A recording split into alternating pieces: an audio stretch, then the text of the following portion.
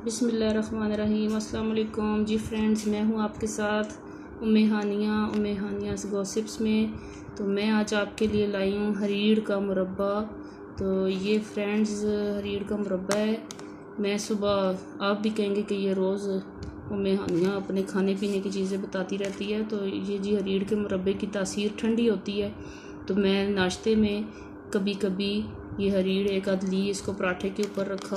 तेरा पराठा तो ऐसे खाने नहीं होता, सूखा अंडे के साथ बंदा खाए तो और मैदा ख़राब होता है।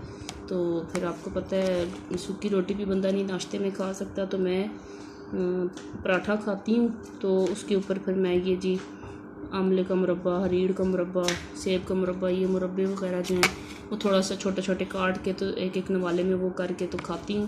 तो इसका फ़ायदा ये है कि इसकी तासीर ठंडी होती है, कब्ज़ के लिए बहुत अच्छा है, बवासीर के लिए बहुत अच्छा है, आपके जिगर की मैदे की गर्मी दूर करता है, तेज़ाबियत, गैस, ये सारे मसले, मतलब मैदे से रिलेटेड, पेट से रिलेटेड जितने मसले, जितनी तकलीफ़ होती हैं वो सब दूर होती हैं। तो आप प्लीज़ आप भी नाश्ते में इसको यूज़ करें। नाश्ते में नहीं करना चाहते तो ऐसे ही मुरब्बा इसको धो के तो आप खा सकते हैं कि ज़ाहिर है शीरे में डिप होता है, इसमें फिर मिठास बहुत ज़्यादा होती है।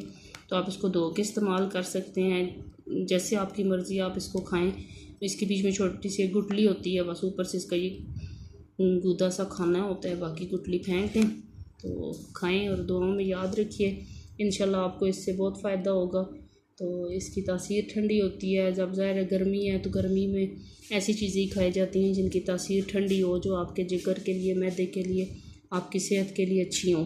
तो please like my video, subscribe my channel और बेल आइकन को लाजमी प्रेस कर दीजिएगा ताकि मेरी आने वाली नई वीडियो आपको आसानी से मिल सके। Thank you.